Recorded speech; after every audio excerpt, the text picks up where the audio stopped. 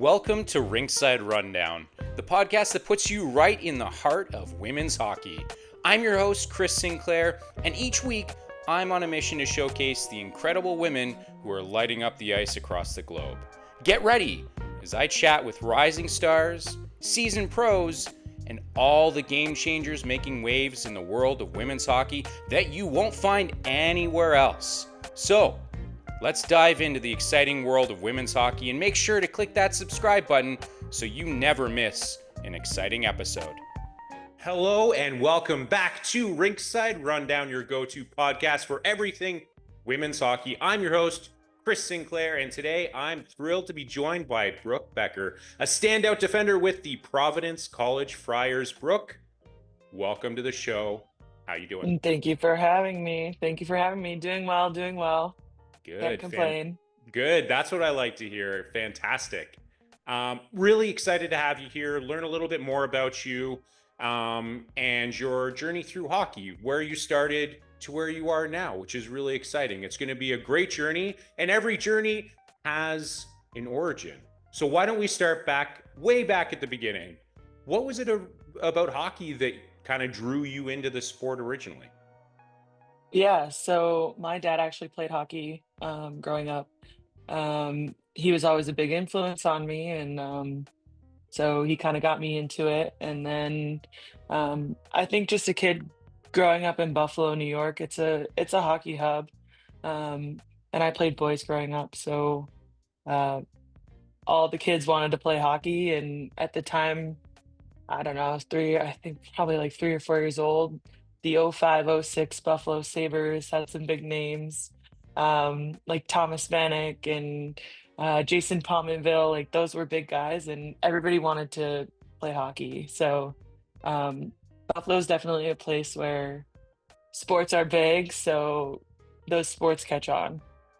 Yeah, and we're going to talk about your dad in just a moment as well. But I will say that as an Ottawa Senators fan, I can also say that those Buffalo Sabres around that time, I was so afraid every time they had a meet up against Buffalo because Buffalo was absolutely stacked, and I'm surprised that we made it through to the Cup final that one year. So I'll take it. Yeah. Yeah, not to rub it in. But Okay. yeah, They that's haven't right. been good in quite some time. So Yeah.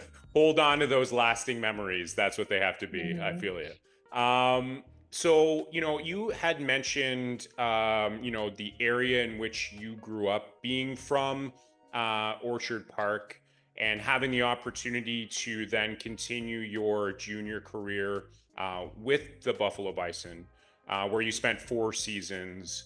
What was it like? I think it's about a 20-minute drive thereabouts between your hometown and Buffalo. What was it like to have the opportunity to basically play right at home? Yeah, it was growing up and being able to play close to home was something that was really important to me. Um, I wanted to be able to be close to family and friends, and honestly, I had no intention of moving away or being anywhere else. Um, I wanted to live somewhat of a normal um, early childhood to like high school years, right? So this was honestly the best way I could do it, and I'm really grateful that I chose to do that because I felt like I had the best balance ever of like friends and family and just normalcy of life and still being able to go to proms and go to football games and do like things that all my friends were doing, but also on the weekends I got to go play hockey or during the week I'd have practice here and there. So it was really a nice balance and to be able to play close to home, it meant a lot to me. Do you think that, and I totally get that, and I think that if you have the opportunity to play close to home, play the sport you love, and be able to do it close to home, it's a no-brainer, at least in my books. Do you think that really helped to elevate your play and kind of help you to become the player that you are today by having that foundation of being able to play so close to home for as long as you had the opportunity to? I think, looking back on it, I think the time there was just it was really invaluable to me. I I think of anything, it wasn't necessarily my game that developed, but it was the lessons I learned from playing there that kind of shaped who I am. I'm a very loyal person. Obviously, I've been here at Providence for 5 years. Um, I had a loyalty to Buffalo, and I still do. That will never go away. So I think just playing there made me such a loyal person. And on top of it, it gave me a lot of confidence to grow and to branch out when I did get the opportunity. Yes, and we are going to talk about that opportunity, and I can't wait to get to that part of your career. Before we do, though, and we're again, like I said earlier, we're going to talk specifically about your dad and his connection to Providence, which I think is really interesting. But just more broadly from that, um, maybe just talk a little bit more about the impact of family and how that kind of helped you, especially, like we've talked about, being able to be so close to home, kind of have a normal life. Not everyone has that opportunity, but you did. What was the impact of family, especially so early on in your career? Yeah, my family is entirely and very, very much tight knit, including my extended family. They have all been here. They've gone to every single something or other at one point. I've been to all of my cousins' events. That's just like kind of how we operate. Um, Big Italian family, big collective. We do big meals together. We celebrate everybody's birthday. We celebrate every holiday. That's kind of just how we operate, right? So, um, from a young age, I always knew my family was there to support me, my parents, my younger brother.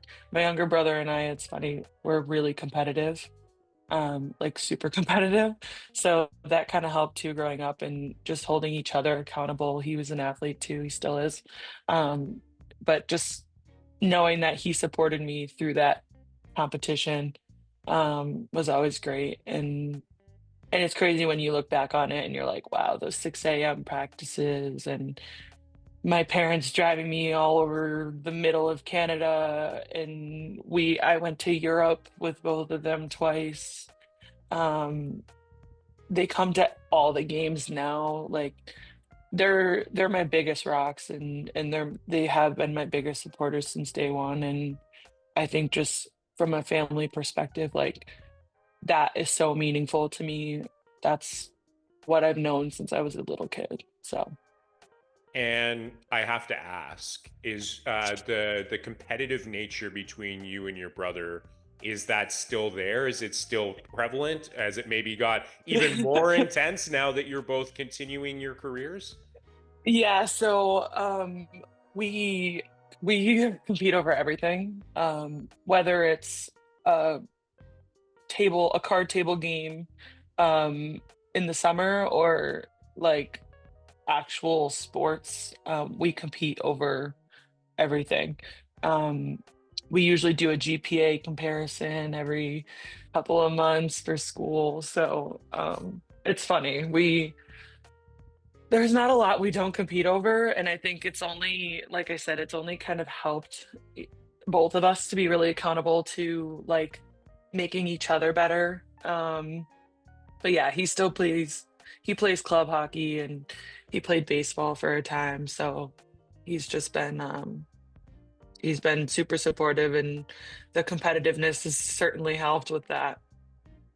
Yeah, and it's nice too because as you kind of alluded to there, it isn't just that, you're competing when it comes to sports, extracurricular stuff. It's in doing so, you're also becoming an even like even likely even closer, but also better people, right? Because you're kind of pushing each other and getting the most out of one another, kind of often probably not even knowing that you're doing so because you just want a better grade. Well, I want a better grade than you, so I'm going to try harder at school, right? Yeah. Do you kind of get that vibe when when you're going through all of these experiences? Yeah, I think it takes time to learn it too. I think growing up, I was always like, "I we're always at each other's throats, right? But we were just super competitive, and I think that helped more than anything for us both to be like, okay, like we're competitive, but we care about our grades, like we care about our sport and being a good teammate and being, there for each other. And um, we're not distanced at all. If anything, it's only brought my brother and I a lot closer, being that competitive and having that little chip on our shoulder for each of us. Um, so I'm really grateful for that, and I'm grateful that he humbles me every now and again. So It's so it's yeah. funny because you don't, when you're growing up, like you said, you're just annoyed with one another because you're just constantly challenging each other. And then once you get older and you mature and you go through life and life's experiences, you realize it's like, oh, you know what? We're really close and we're challenging Yeah. each other, but in the best kind of way, even though he humbles you. And I'm sure that it does go both ways, and at least to For some degree. sure. Yeah, yeah.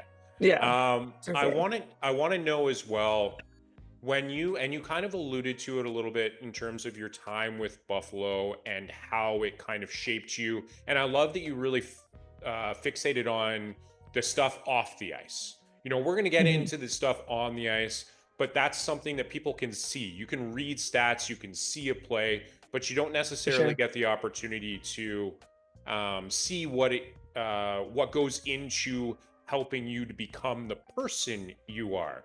So when you think back on your time with Buffalo, could you maybe just talk a little bit more about how it helped you to prepare for what is now a great career with Providence? Yeah, well, first I'll touch point on, my coaching staff. For the most part, it's a lot of dads, right? When you grow up and you're playing on youth teams. My dad was a coach for a little bit, and that was always great. But at one point, it's like, okay, you need to go coach the forwards because I can't have you here. But I also was coached.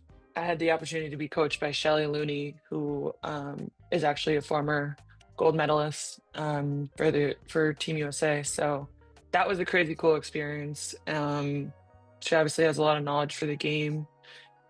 She's bounced around from a couple places here, but um, it was just really cool to be coached by her and to have her experiences as well as her expertise with people in college as well. So that was certainly helpful.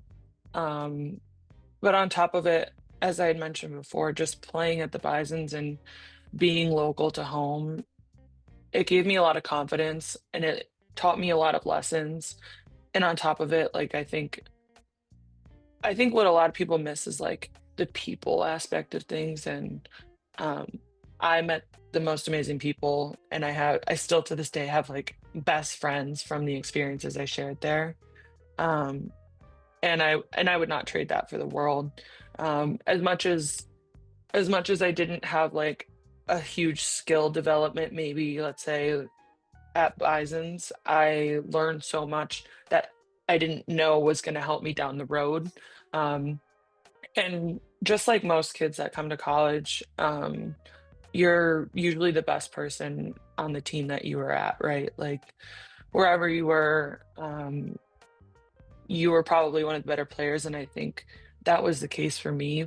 But it taught me a lot of lessons just in terms of like being a better teammate, making sure, yeah, I was gaining confidence, but I was knowing how to be how to be humble about where I was at and how to just learn and manage people and teams and carry that over into college, I guess. Um, and then obviously I moved on to Stoney. I know you want to get to that, but um, I learned a lot of invaluable lessons at Bison's that I didn't really know were invaluable until I kind of got to college. Yeah, and let's carry that kind of dialogue over to the next step before you went to Providence, is as you mentioned with Stony Creek, the Stony Creek Sabres of what was then the PWHL is now the OWHL.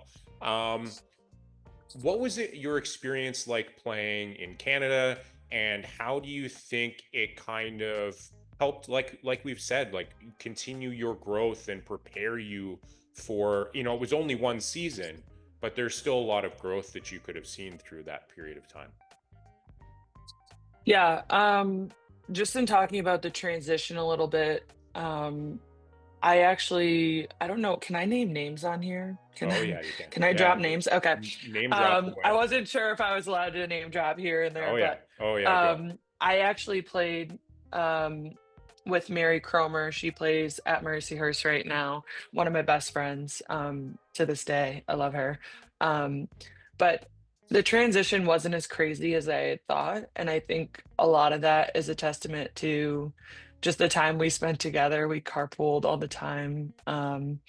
So the trips were easy. We would pack our dinners. We'd get Tim Hortons on the road. Like we did the trip up all the time, and it's really not that bad. It was only like an hour drive. So we kind of enjoyed it, and I look back on like some of the videos I have of just like the two of us going up, or like our parents in the car, and it was just the greatest time. I can't explain it. We just had such a good time, and we enjoyed every moment of it. So the transition wasn't crazy, I would say. Um, and then moving on to like actually playing at Stoney, the hockey itself was way faster and way better and way more physical than anything either one of us had played before. Um, but I actually love that aspect of it. I think something that we were lacking in the US playing for the Bisons, and I think just in general, like when you went to play other US teams, um, physicality wasn't as big. They didn't let a lot of physicality go. And I think that's something that the Canadian League is just has more of.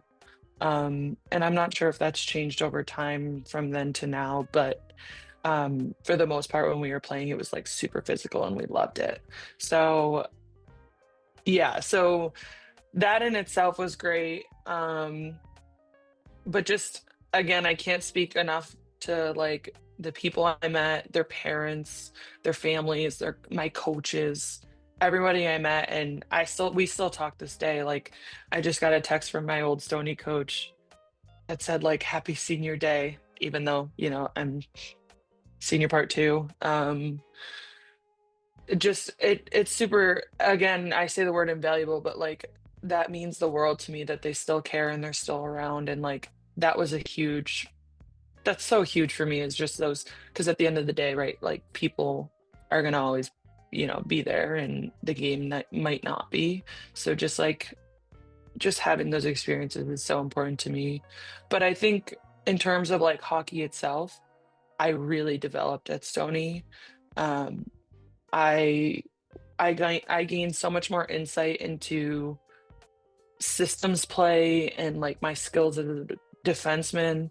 I became a lot more detailed into like what I was doing and how I was doing it. And my coaches were giving me just a lot of new perspectives that I hadn't seen before, into little things like checking my shoulders, or having my stick in the right position.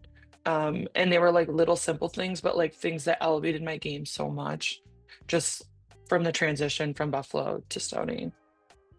Well, and I was going to ask you how you kind of evolved as a defender, but then I realized I didn't even ask before what made you decide that like defense was the position that you wanted to play. So before we move on to the rest of your career and obviously this next stage and what the future holds, everyone wants to know, Brooke, why defense?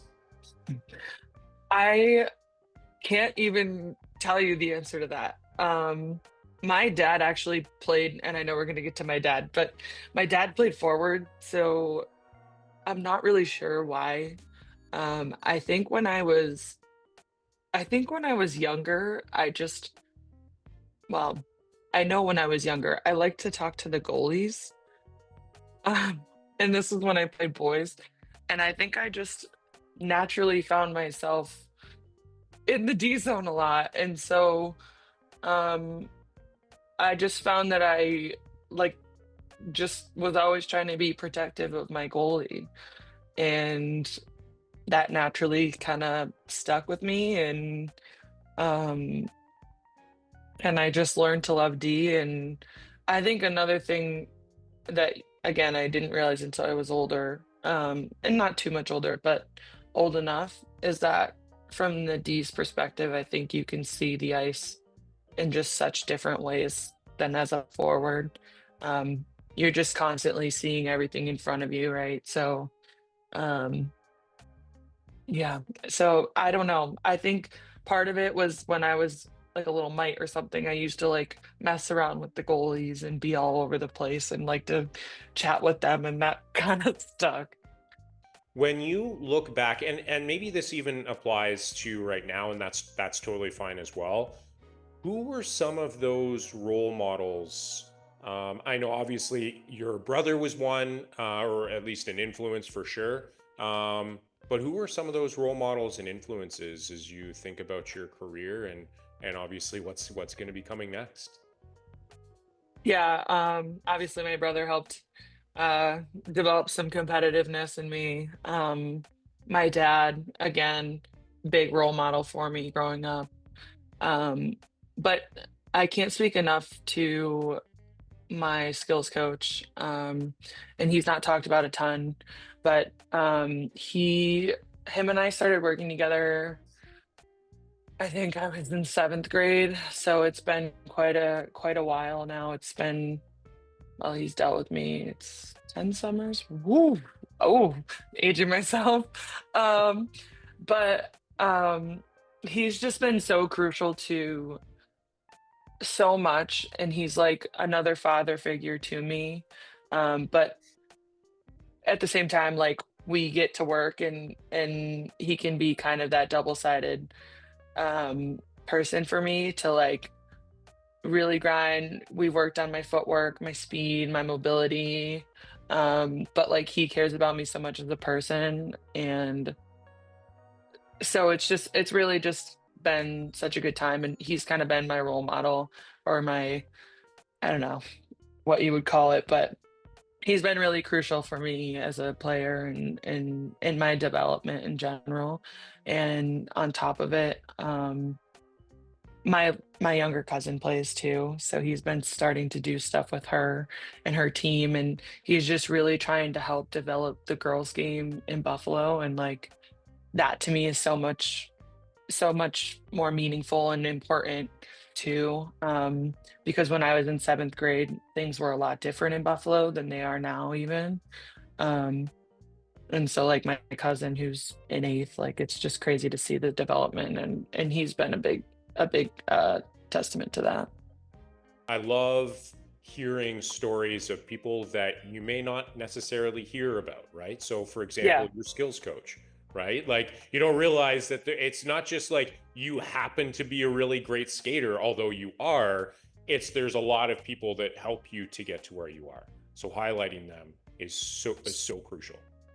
So many people, and I could go through and list off a million people, and we'll talk more about that as we get into some more questions. But um I always say like that every single person in your life has some sort of value, no matter what stage they were in your life. Like there's meaning, and that was really important to me. And he's probably gonna hate me. I haven't called him yet, but I gotta tell him that he's gotta have me for at least another summer. So we'll see how Yeah. that goes. Yeah, we'll see. Maybe this is the last one. Yeah. Um, when you now, as we shift our focus, as you've continued your career, you are obviously, as we've mentioned, at Providence, which is fantastic. Balancing hockey and academics, no easy feat. Doing one or the other is already challenging in and of itself, but learning to do both can be overwhelming, can be a lot. How do you manage your time between being a really great defender, really great hockey player, both on and off the ice, but also, you know, passing courses and doing really well in your class? How do you balance and manage that? Yeah, I will say as a grad student at least, it's not crazy difficult. Um, I only have 4 classes a week, and they're predominantly all at night. So and we practice in the morning.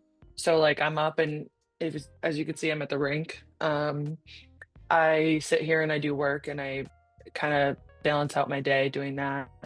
Um, but before being a grad student, um, I made sure I had a planner. I used my time wisely. I was prioritizing assignments that were more frequently due or due, during the week. And I spent my Sundays doing a lot of work as well, and just made sure that like I put my phone away and I like got to work on those days. Um, I think you can get a lot done in one day and if you really set your mind to it. So, um, yeah, I guess just and I know it's cliche, but time management and making sure you're on top of things that are due and you'll really be okay. Like it's not crazy. And I think now more than anything, especially being a grad student, I'm a little bored during the day.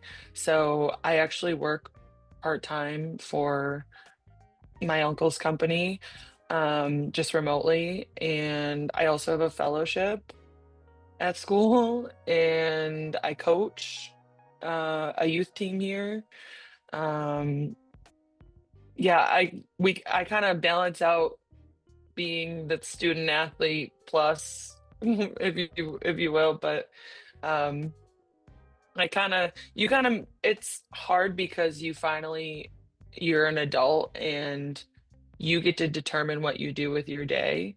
And yes, you need to balance your studies, but sometimes you have even more time and you get to choose what you get to do with that. And I think that's a tough concept for a lot of people coming from high school to be like, oh, yeah, I get to decide what I want to do today. Like, it's pretty Well, cool. and for you, how long do you remember how long it took you to kind of make that adjustment or maybe come to that realization, or was that always kind of your mentality where, you were driven, time management wasn't a problem for you, you've always been that kind of person, so it was just a different environment, but you were able to apply those same things? What did that look like for you? Yeah, I think I've always kind of been that person. I'm pretty driven by the things I do, and I'm very regimented in my schedule and how I'm doing things and making sure I get my work done. And like for instance, we play this weekend and like my work for the week is done because I made sure like Sunday I was like I'm gonna really focus on this week on hockey, right? So it's just all about planning and making sure you're on top of on top of what you need to get done, even if it's not just studies. So yeah, just a lot of planning. Okay, and I don't want to miss the opportunity to ask about what it's like to be coaching. So, what is it like for you? Yeah. What is that experience like for you, especially to be able to give back to a sport that you love as much as you do? Yeah, I love coaching. I hope the girls love having me as a coach. They're a 19U team, so it's been pretty chill. They're in high school. So they get it, they know the game, they love the game. Um, but yeah, just being able to coach and to give back time to me is really it's always been something I've wanted to do. Um, and I love seeing the development just from I mean, these girls I haven't seen their development as much, but I coach at home as well, and like I just love seeing how girls develop and how they grow their game and like how they grow together as a group. Um, so I don't know, there's just something about giving back to it and seeing how far it's come. That's really special to me. Yeah, and we're going to get into a little bit more about what that, especially with the professional league and what that will inevitably or has meant for grassroots or sort of the junior programs and all of those things in just a moment. But before we do, I want to learn a little bit more about you and Providence College. So first of all, before we get into why you chose Providence, because I think that's, let's be honest, that's a great question there. But let's start first with something that we alluded to earlier, being that your dad actually attended Providence. So what has it been like for you to also be playing at the same school that your dad attended? And it, is that another element that you two can bond over as well? Yeah, I mean, it's it's something that just means the world to me. It's kind of a hard feeling to describe, but um, I'm wearing his number and I'm living out experiences that he was able to have, and some he wasn't able to have. Um, and it's just been really rewarding, and I just feel so proud when I am wearing the jersey, and not just because he wore it too and whatever. I'm just proud to be, a part of this school and part of this team. Um, but yeah, it's a hard feeling to really like put into words, but um, it's just been a lot of fun and it's super meaningful to me. Like I said, I'm a really big family person, so um, I love being able to do something that he had previously done, and it's also fun too because whenever he's back here, he's like, "Wow, this place changed so much," and it's nice to show him all that's changed, and be able to show him some of the new experiences that I have that he didn't maybe have, and he'll tell me about things that he used to do and places he used to be around here that like I'm like, yeah, dad, we do that too. Like we go there too. And that's just a bonding experience that a lot of people don't get to have. And I'm so grateful I get to have that.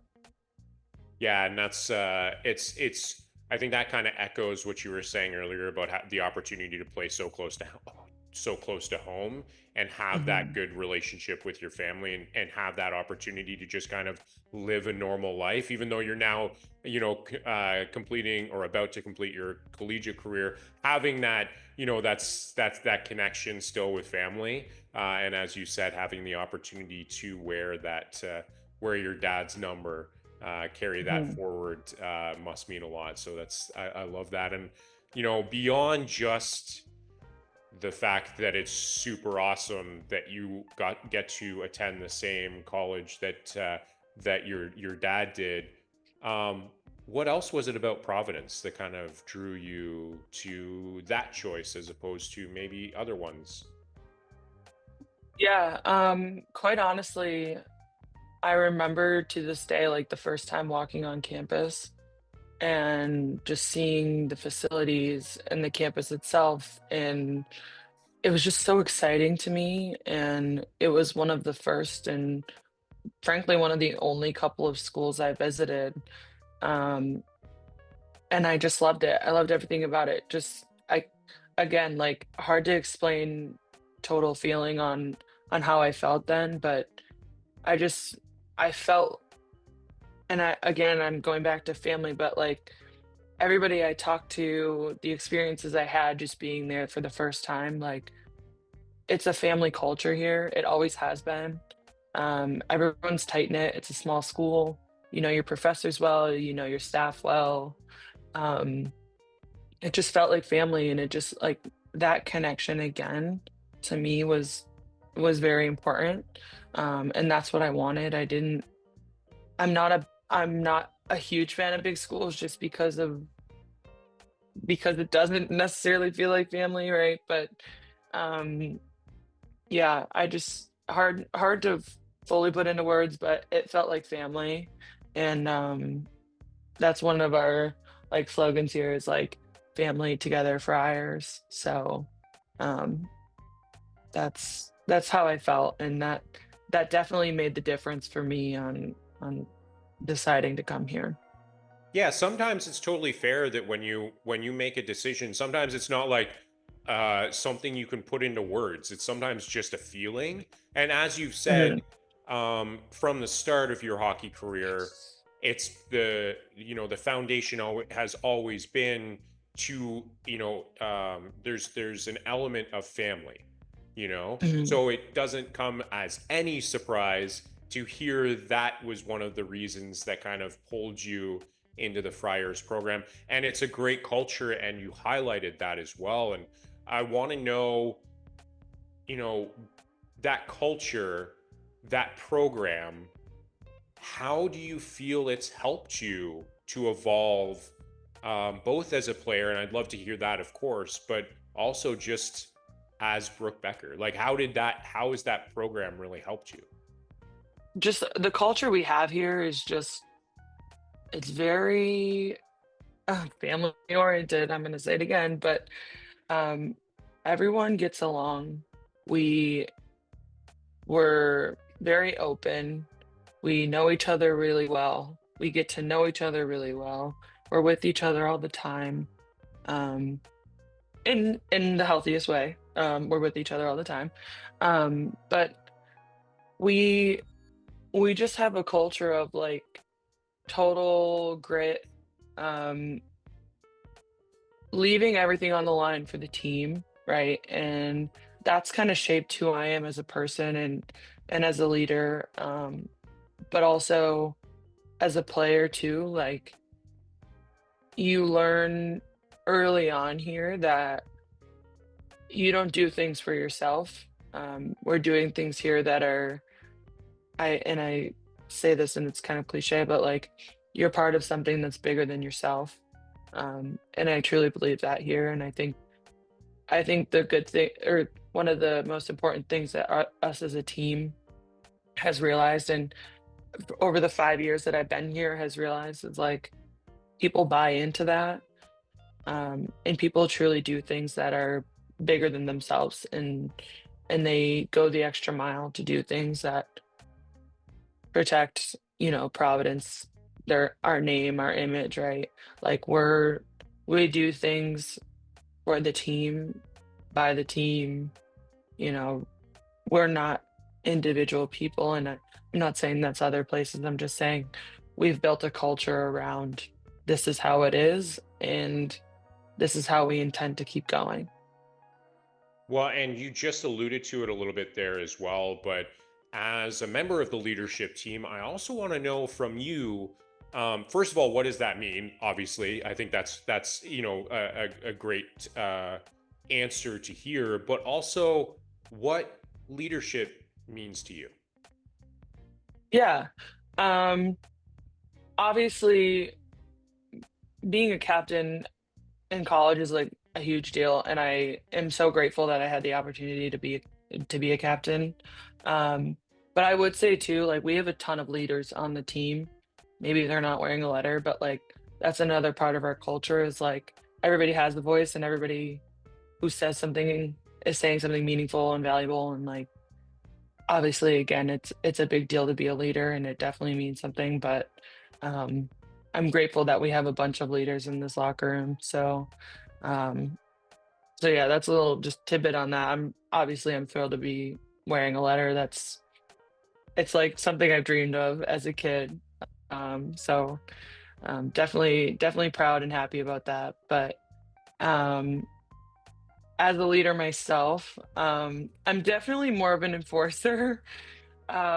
And not a mean enforcer, just a good blend. But um, sometimes, you got to hold people accountable for certain things, and I'll sometimes have to do that. But I think just in general, and with my background as a management major, um, I've learned so much as a leader and to become a leader. And I think a lot of that is a testament to my experiences before, even in Buffalo, but also as a management major. You learn a lot about people and how people do things. And you learn that a lot of people, well, most people do things differently than others. So as a leader, you have to be flexible, you have to adapt to changes. There's everyday life things, especially being, 20-year-old girls. So much life happens at all at once, and as a leader you just have to make sure you're flexible and adaptable, and you recognize that we have a whole slew of different personalities coming together, and sometimes it takes time. For our team, it took some time this year, to really click and to get that going. And um, the one thing I will say is, like, as a leader, I strive to be just reliable all the time, um, to like know, or to make sure it's known that my teammates know I care, and I will always care for them, and I will do whatever they need whenever they need. It's funny, they call me Mama. Um, that's my nickname, but I'm okay with that nickname because I know in their minds, like, they know I'll always be there for them, and that's kind of just been my MO. Obviously, I have to be strict at times, but I care. It's because I care, and it's because I want the best, that I am how I am. Um, but yeah, I'm a caring person. Like, I really just care so much about who the girls are as people, that I want the best for them, and obviously, again, the best for this team. Um, but being a leader means flexibility. It means taking some time. Like I said, this year it took a little bit of time for our group to kind of get to a point where all the personalities could blend well together, and sometimes that's needed, and it takes time, and you just, as a leader, you have to adapt to that, and you can't force it too much. So I know I Yeah, went off on like all sorts of different no, tangents there, no, but that's fantastic, because I think first of all, what I'd say is that spoken like a true leader, that it isn't about you; it's about the broader team, and I think that's very Mhm. valid. But I also appreciate that you kind of touched upon the growth that you've gone through and you continue to go through, even though you are a leader. It's like it isn't just once you become a leader, that's the end of the road for you. You're still growing as a leader and kind of defining what your role or who you are and how you fit into the team as a whole piece. Which kind of brings me to my next question, which is, when you look back on the 5 years of being at Providence, what were some of the challenges, or maybe what were some of the obstacles that you've had to overcome through your time in the program? And this can be on the ice, this can be off the ice. And how do you think that's helped you to maybe become an even better leader, to become an even better person, and obviously one of the top prospects in hockey? So there's that too. I'll just stick with something more recent, because obviously every year there's some sort of challenge. That's part of playing hockey. Um, but this year, especially, we started off in a really tough spot. We weren't winning a lot of games. Um, we had some struggles for sure. And I think a lot of that was just figuring out our team's identity and like who we were going to be. And being in a leadership role, that was the that was a really hard challenge for me, was to get buy-in and to be like, hey, like, we're good. Like, it we just need a little bit of a push, right? And we're gonna be in a good spot. And to how we overcame it, I think, was just truly just sitting everybody down and having a meeting and coming and having like a come to Jesus, if you will, of like, hey, like, let's hash this out. Let's figure out who we are. Let's figure out what we're doing, and why we're here, and like what we're here for. Um and we truly we got down to it, and we were like, okay, yeah, like, we're here to win a Hockey East championship. Like, that's our goal.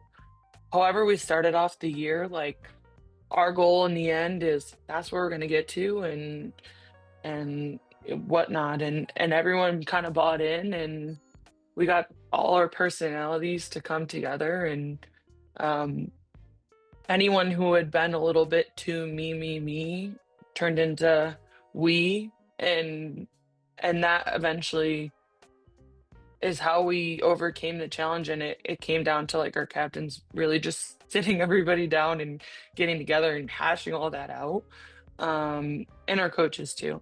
um, but um, we overcame it, and we have been on a hot streak.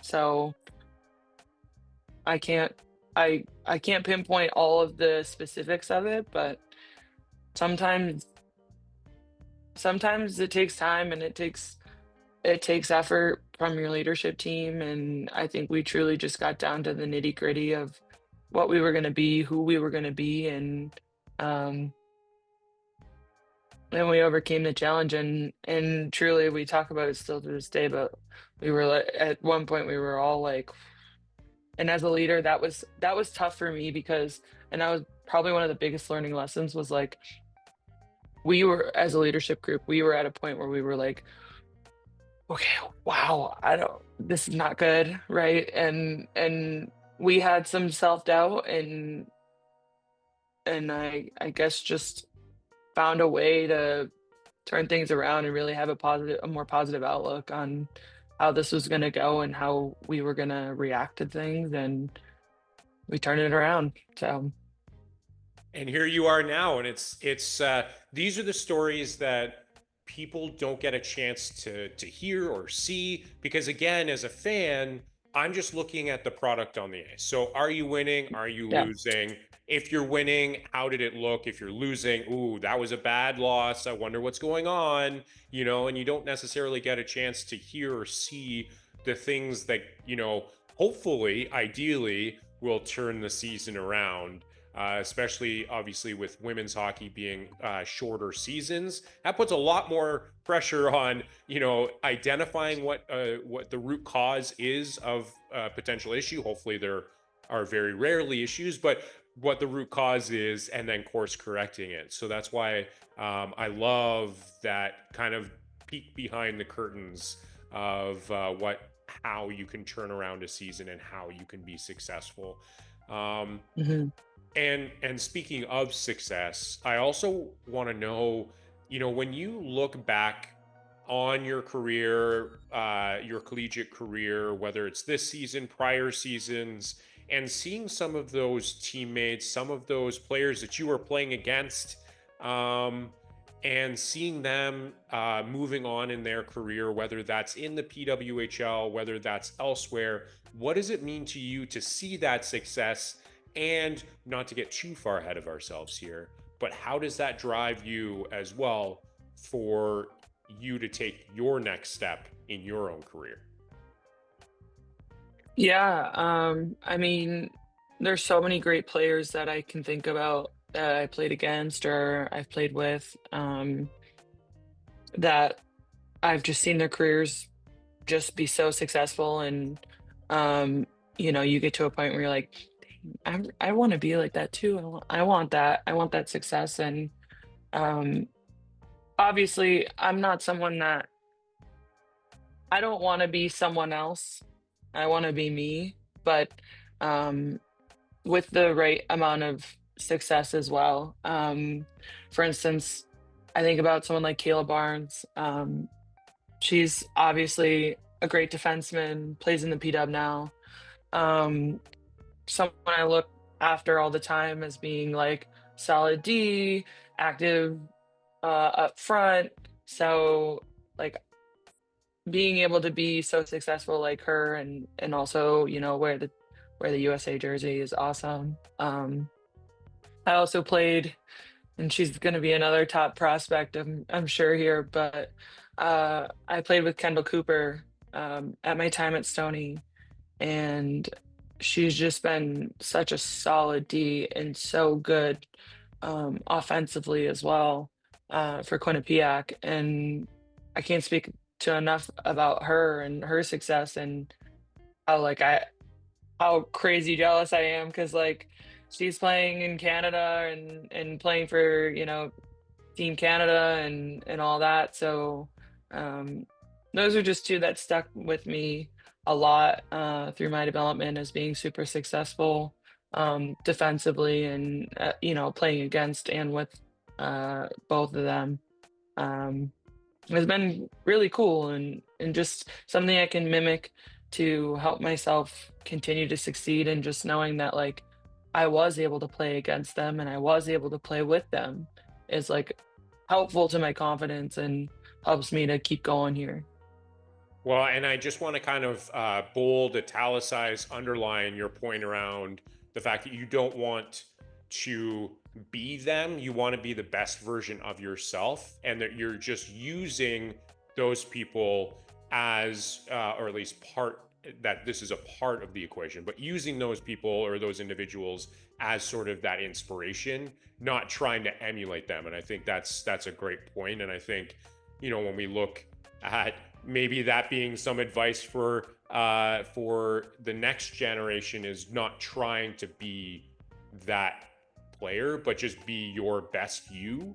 Would you say that, if you had to kind of give advice to the next generation, do you think that might factor in there a little bit? Just be you, and just love the sport?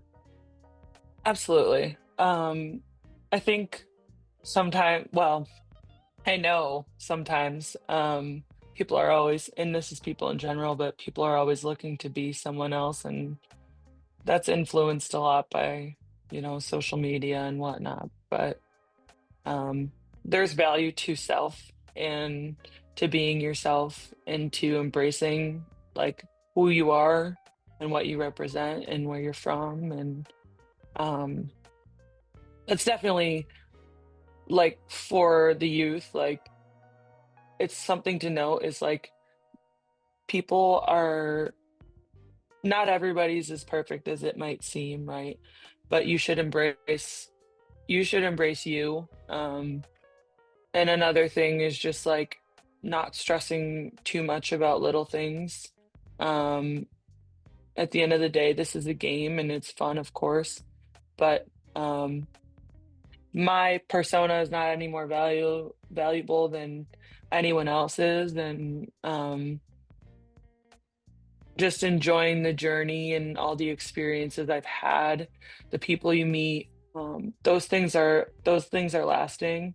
But the games aren't necessarily lasting, right? The games don't last forever, but the people and experiences and everything you have learned from the game, that all lasts. But yeah, I would say those two things are most important to me is like just embracing self and really just soaking up as much as you can from the journey that this is and using what you've learned to and the people you meet and the experiences you have to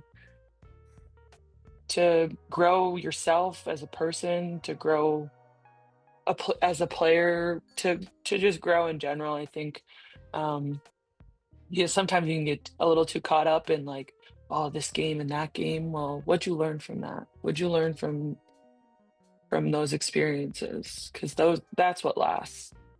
So Well, and I think you have a really unique perspective on this as well, obviously, with the career that you've had, but the fact that you're also a coach, right? So I think whether yeah. you are intentionally kind of, I was going to say preaching that message, but sharing that message with your team, or not, that's something that will just kind of come through that sort of mentality. And so that's why I really wanted to kind of gain your perspective on that, is because again, being a coach, like you are helping to influence that next generation. So Mhm. I think that's really a unique perspective that you have. And before we wrap up your collegiate career, I'd be remiss if I didn't even talk much about your degree. I would like to know what went into your decision to pursue business, and Mhm. how does it feel to almost, you're in the home stretch now. How does that feel? Thank goodness. We'll start there. As much as I love where I'm at in school. I'm done doing school.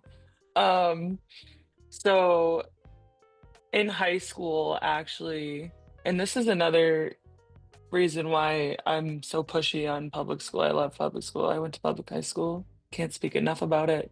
I love the experiences I got. Um, but they had this Academy of Finance, is what it was called. And it was essentially this group of students who got selected for this program, if you will.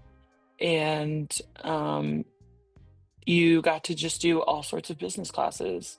And that was super interesting to me. And the things I learned in those classes kind of gained me some experience. And I was able to kind of transfer that over to college. And I knew right away. I went in undecided, actually, to college. And then I decided to take a biology class to see if I like that. Um, Super random because I was like, oh yeah, I'm gonna do like PT or something. Yeah, no. I've always been a business girl. Yeah, so I kind of continued on starting with business, in high school, continued it all the way up. All my experiences with internships and jobs have been in the business realm, and I love everything about it. I always tell people I want to be a girl boss. I want to be somebody's CEO. That's that's who I am. I've always kind of been that person. So um, I just something about it just clicks with me. Oh, love that answer. I almost applauded you, and then I realized I should hold back my excitement. But I love that you want to be that girl boss. Absolutely, you Mhm. should. I wanted to ask that question for a number of reasons. Fortunately enough, we also got a great quote there, so I love that. But I also wanted to ask because in kind of looking forward with the PWHL, obviously we're, midway through the second season here, but as someone who only, within the last year and a half was able to see that there was a future for you here closer to home in hockey, what did it mean to know, again, you focus unfortunately in the women's game you've had to focus on, okay, I'm going to go to college, I'm going to complete my degree, and then if I want to pursue hockey beyond that, it's either I look at the national team or I look overseas at the SDHL for one of many examples. But now again with the Mhm. PWHL, you have that opportunity to play closer to home, to get paid to do so, and not to say you're not going to rely on your business degree, but um, you have the opportunity to maybe pursue hockey instead. What does that mean to you to know that that is something that you could do? It means the world. It really, I can't speak to it enough, but the little girl me who used to get dressed in the Zamboni closet at the rinks growing up, with all the little boys and well, not with them, by myself, in the closet. Was just so excited to see this. It means so much that the game's growing, but it means even more that like this is them getting a shot, right? And people are finally starting to realize that this is good. This hockey is good. Um, so I'm just excited. Like it's you truly could go back and you know, even in my day, it sounds ridiculous that I was getting dressed in a closet, but I can't even imagine the girls that came before me. Um, you know, trying to fight for all those things and this is just finally getting some victories back of all the fights we had to put up to be um to be recognized as like legitimate, and it just feels really good. It feels really good, and I would love more than anything to be a part of that, even if it means, you know, supporting from the stands, and just practicing my way up. Like, I just I'm so crazy about this opportunity and the impact it's having on not only women's hockey, but women's sports.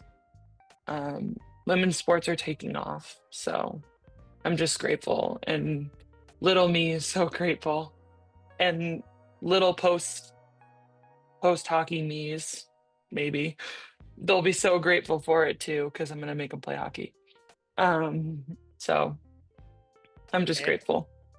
and also too, when you look at only just the 5 years that you've been in college, over that time, especially more recently, the focus um it has increased when it comes to even just collegiate hockey, right? It isn't just the national programs, it isn't just the Olympics, it isn't just like these big events. It's now like national TV rights and all these different things when it comes to collegiate hockey. As someone who's been a part of that, how cool, like, do you sit back and you're like, oh, I remember when no one watched us, and now I hit the ice, I step out on that ice, and I look up in the stands and I see a packed building. Like, do you ever have that moment where you're like, whoa, this is wild to be a part of? Even from my sophomore year to now, the amount of people that have showed up that have started coming to games, even here, where hockey I feel like is still taking its time to really advance, in general, not just with women's hockey, but men's hockey in general in Providence. It's taken a little bit of time. It's great to see people out, and it makes you just that much more excited to play as well. But when we go and play in Boston and there's so many people there, it means the world. And to see, okay, we're playing on Nesson and now we're playing on ESPN Plus and we have rights and to all these things, like that's a huge deal. And even granted, we don't play in it, but the Bean Pot tournament being at TD Garden, that's a huge deal for women's hockey. Um, and I do wish, like, and maybe this will happen down the line, but like more things like that will happen. Like women's hockey. Oh, the teams that played at Wrigley Stadium or Wrigley Field, that's a huge deal. Like those are giant events that like previously would have never happened. So I hope they continue to do those things and have those things take off. But even with college hockey, it's really good and it's really growing. And I hope they continue to have those things develop because I know just in my 5 years here, it's really taken off. So Well, and I'm so happy that you brought up the Beanpot because the Beanpot is a great example. Like, I'm up here in Canada and I was able to watch the Beanpot, right? right. So, and that's not something that would have been an opportunity, and not just like very recently, right? So to just Mhm. see these American colleges going head to head, I get to watch it in Canada, right? So I think Mhm. and there were over 13,000 people in Yeah. TD, right? So Huge. it's huge, and I love that you also brought up the Wrigley Field example as well. That's another great example. Not something that you think even a couple 3 years ago would have been of it wouldn't have been entertained at all. I'm sure, Yeah, right? Um, absolutely. so it is now the time of the show where we wrap things up with a hopefully fun for you rapid fire segment of the show. Are you All right. ready to take this quiz? Ready. Okay, perfect. So, first, hard-hitting question. Okay, favorite pregame meal? Chipotle. Oh, wow. Okay, that was rapid fire. I've actually, fun fact, never had Chipotle. What's You guys your? don't have it in Canada. We do, but we have exactly one here where I live, and I have no excuse not to go because it's within a 2-minute walk. But I've still never been. What is your order? Oh, like everything. Okay. I like almost everything that goes in the bowls. So I will do white and brown rice, chicken. You can throw beans in there, you can skip them, doesn't matter to me. I like the corn, the salsa, guac, cheese, lettuce, sour cream. I'm like veggies, like throw it all in there. I like it all. Ooh, love that. Yeah. Love that. Okay, so now I have some homework. hmm What is your go-to pump-up song before a game? Ooh, I'm a big fan of The Weeknd. So, mm, so I listen to his music a lot. I really like I Feel It Coming, which is one of his songs. But Okay. I Cool. know he's a Toronto guy, so Yep. And I think he has a new album coming out. I think I saw. So, it already came out. oh, perfect. There it is. There it is. How would you, for those fans out there who have yet to see you play, and who will see you play very soon on the biggest of women's stages, being the PWHL? I just know it. How would you describe your style of play? I think I'm a solid D who has flashes, periodic times where she can be pretty offensive. Like Yeah, your I last think game, that's like your last game, you were. yeah. Yes. Yes. I have a hurt shot. We'll Okay, there we go. I go with like it. Okay, that. yeah, we'll go with that. That's fantastic. Something that remains on your bucket list. Going to Greece. Oh, interesting. Why Greece? I don't know. I think I saw like something about like Santorini, and I was like, I want to go there. Yeah, that's fair. That's Yeah. fair. I know I told you that I wasn't going to ask any follow-up questions, and here I am. And this is I've already misled you. Totally fine. So teammate or teammates most likely to make you laugh? Gosh. There's so many. My teammates always make me laugh, but Hannah Clark, she's one of our new freshmen. She's hilarious. She Okay. makes me laugh on the daily, and she's my D partner. So yeah, Okay. always And get a good laugh.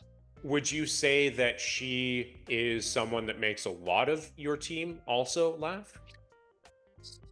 Or is it just that When you're she wants to, yeah, she okay? can. Okay, that's fair. Yeah. Some of the best advice you've ever received. That's a tough one. Yeah, I'm not gonna. Just I'm not live, gonna. Okay, just live, and yeah. And that was like my parents just being like, just live, just or like what else do we say? They say just live, but they mean like control what you can control, Yeah. and like don't worry about everything else. Like just control you. So Okay, that's that's good. advice. Yeah, absolutely, and I think that's great advice. I mean, just in life, but great advice for any Yeah. athlete out there as well. There's a lot of pressure that hmm comes with that. Yeah. Last question for you. What's something that people may not know about Brooke Becker? Well, this might sound cliche, but I'm a Bills fan. Okay. Okay. That's fair. Big Bills fan. That's But there. people could probably guess that. Yeah, that's fair. That's fair. Okay. That's fantastic. Well, unfortunately, it's come to the end of today's episode. But I wanted to say, Brooke, this has been an absolutely fantastic conversation. It's flown by, which always Yeah. that feels like a good thing. But I wanted to say thank you so much. Obviously, the season isn't done for you, but you still took the time out of your schedule to join the show. So I just wanted to say thank you so much for joining today. And thank you for having me. All right. And there you have it, folks. For Brooke Becker, I'm Chris Sinclair, and this has been Rinkside Rundown. Cheers.